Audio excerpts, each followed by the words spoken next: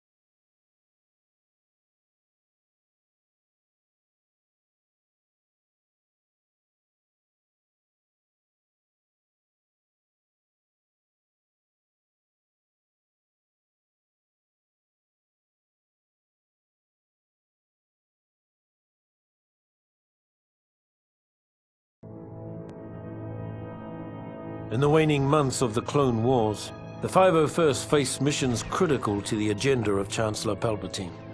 When we arrived at the bombed-out ruins of Megiddo, our Jedi commander believed we had been sent to take out a droid energy collector.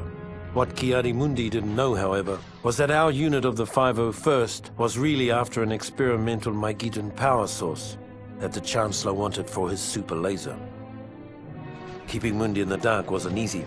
The Jedi had become increasingly wary of the Chancellor's doings, and were on the lookout for the slightest hint of treachery. Just like the rest of them, though, he never caught whiff of what was really going on, until it was far too late.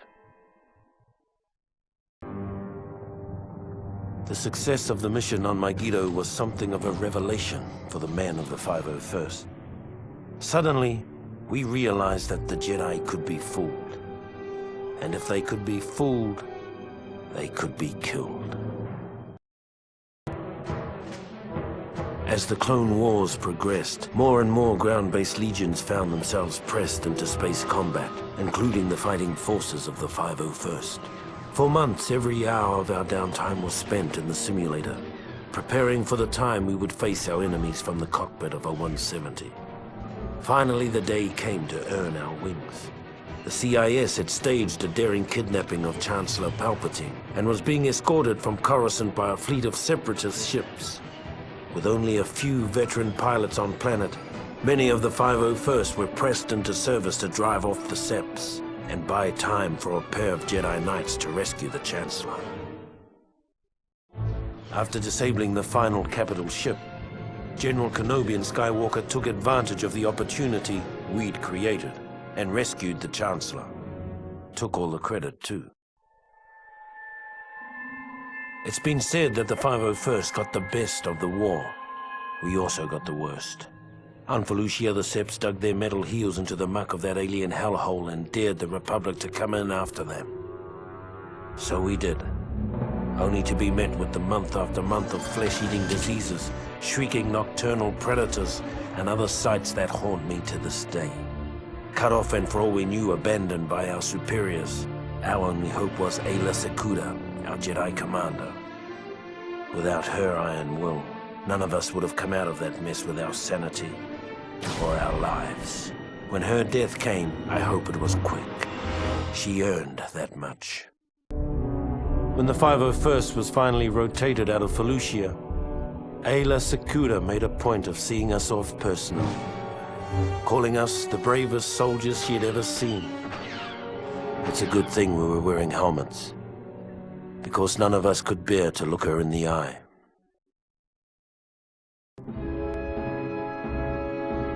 When the Separatists' invasion of Kashyyyk caught the Republic flat-footed, a detachment of the 501st was sent in to stop the bleeding until reinforcements could arrive.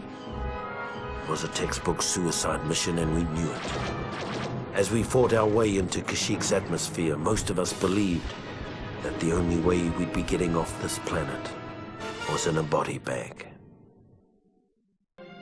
As the 501st finally broke through the Sep blockade over Kashyyyk, I took a long look back at the battle that continued to rage over the planet and wondered why so many had to die for a bunch of walking carpets.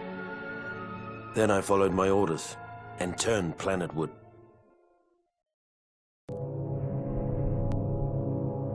When we arrived on Kashyyyk, things were just as bad as we feared.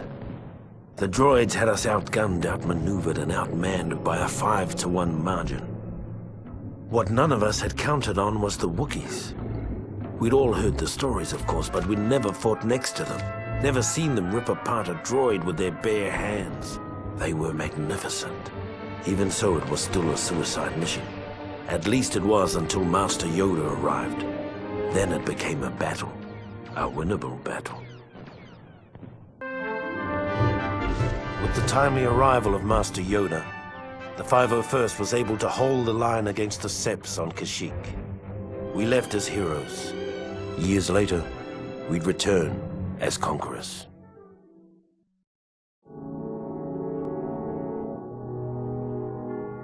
In our bones, we knew the war was almost over. The galaxy held its breath, waiting to see which side would make the final, daring move. As fortune would have it, the Republic moved first. After the Chancellor informed the Jedi Council that General Grievous and the Sep leaders were hiding on Utapau, General Kenobi gathered an army large enough to capture 3 star systems. When the orders reached the 501st, our morale soared.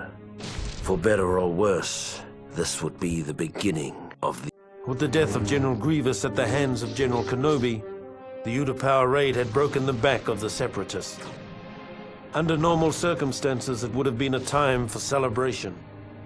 But our next orders put paid to those thoughts. What I remember about the rise of the Empire is how quiet it was. During the waning hours of the Clone Wars, the 501st Legion was discreetly transferred back to Coruscant. It was a silent trip. We all knew what was about to happen, what we're about to do. Did we have any doubts? Any private, traitorous thoughts? Perhaps, but no one said a word. Not on the flight to Coruscant, not when Order 66 came down, and not when we marched into the Jedi Temple. Not a word.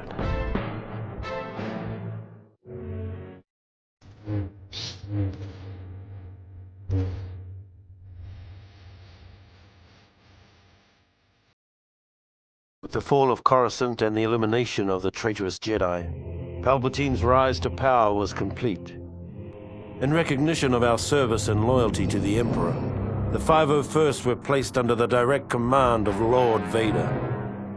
Armed with deadly new weapons, blazing new ships, and shiny new armor, our presence let the galaxy know that the days of the old Republic were well and truly over. We were establishing a new era. An era of order and peace.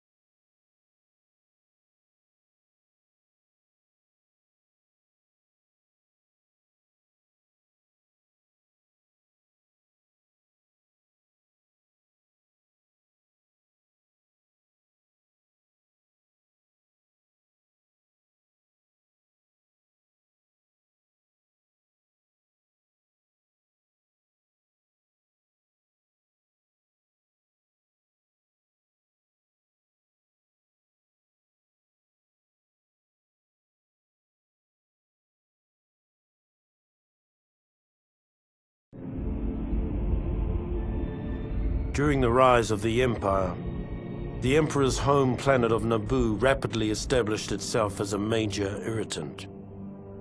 After a number of Naboo's ambassadors were sent home in various states of dismemberment, her newly elected queen broke off diplomatic ties and began exploring military options. Clearly, it was time for a regime change. A change that would be effected by the 501st, now under the direct command of Darth Vader.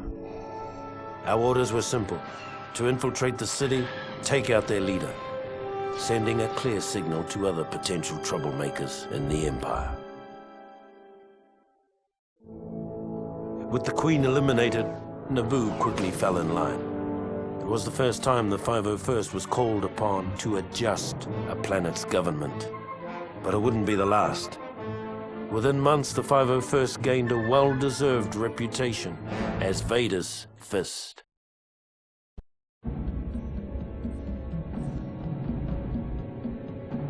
Although the Clone Wars were over, some people never seemed to get the message. The worst case of denial was Gizor Delso, a Geonosian separatist who'd somehow escaped Lord Vader's efforts to wipe out the remnants of the CIS. Lord Vader tracked him to Mustafar and brought us in to finish the job. It seemed like a simple enough mission, but when we saw the fleet of droid ships hovering over the planet, we suddenly realized that Delso's denial mechanisms were a little more dangerous than we'd imagined. The slight whiff of nostalgia the 501st had enjoyed fighting the droid fleet over Mustafar had already grown sour by the time we'd established orbital positions. Now it was time to find out what this was all about. By the time we'd made our way to the molten surface of Mustafar, it was apparent that Delso had been a busy little bug. All by his lonesome, he'd found a previously hidden droid factory, fired it up and cranked out his own private army of battle droids. Needless to say, this got the men of the 501st a little hot under the helmet, and not just because of all that lava. Truth be told, we'd all had our fill of those gearheads during the war, and we couldn't stomach the thought of going through another one. So we blew them up. Blew up the droids, blew up the factory. Damn near blew up the planet.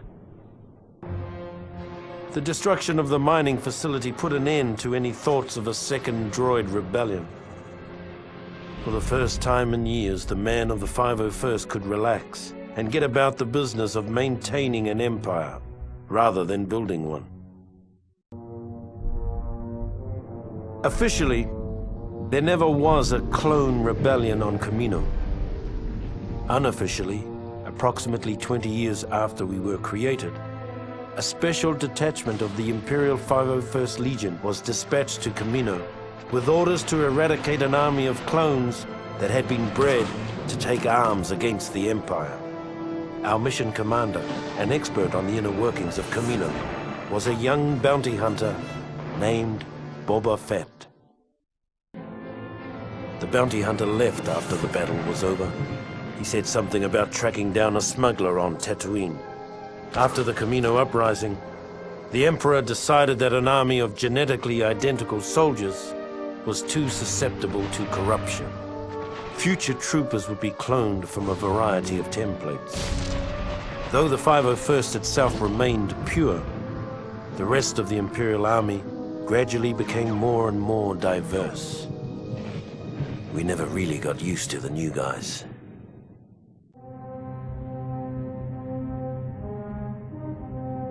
Once it was finally finished, the Death Star was the Emperor's favorite toy.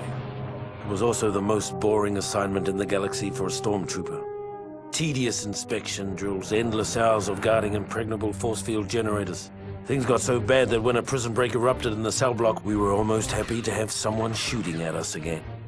If only we'd known what an embarrassing snipe storm we were about to wade into. We probably would have jettisoned the whole detention block into space. After the embarrassment of the prison break, Lord Vader removed us from our comfortable belay and began dragging the 501st across the galaxy in a dangerous hunt for the now missing Death Star plans. Ironically, our punishment eventually proved to be our salvation. The poor souls who took our place in the detention area were completely wiped out when the Death Star was destroyed.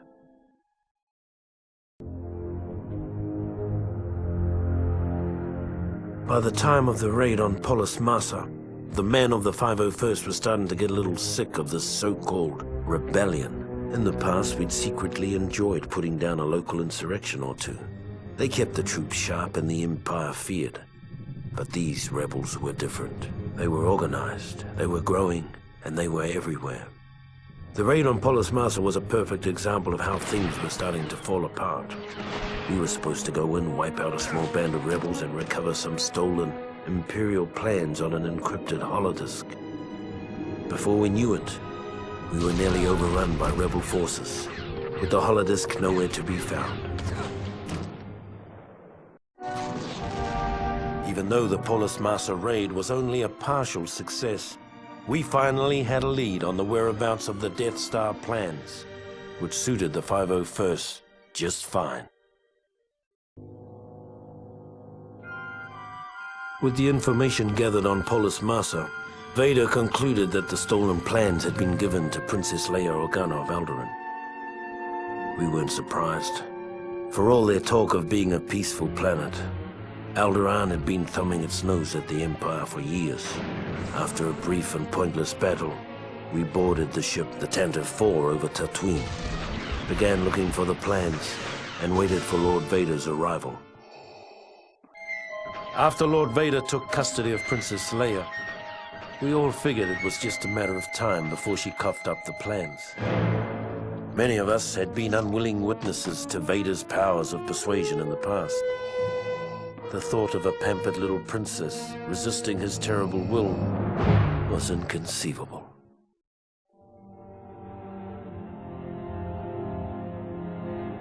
When the Death Star was destroyed, about half of the 501st Legion was still in the hangar getting into their ships. Of those who made it out, another third were caught in the explosion. I'd fought with some of those men for over 20 years.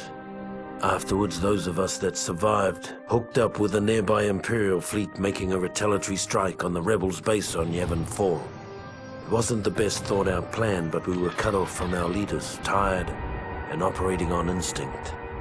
If not for our training, we probably would have never gotten past their orbital defenses. And so the battle over Yavin came to an end. I'm told we destroyed hundreds of rebel ships that day. Even if it had been thousands, it wouldn't have made up for the Death Star. By the time we landed on Yavin, whatever shock we'd felt at the destruction of the Death Star had been replaced by anger.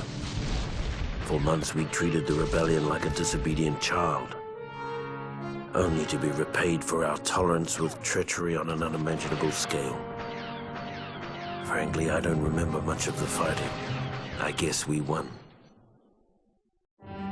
After the battle, the surviving members of the 501st finally caught their breath.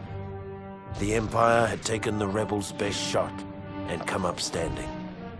Now, it was our turn to strike. No one ever complained about the cold on Hoth. We never felt it, even though we were blinded by blizzards. We could see the final end of the rebellion in our blaster sights. Was it only a mirage, perhaps? But on that day, on that planet, our blood ran hot with dreams of victory, melting the ice that stood in our way.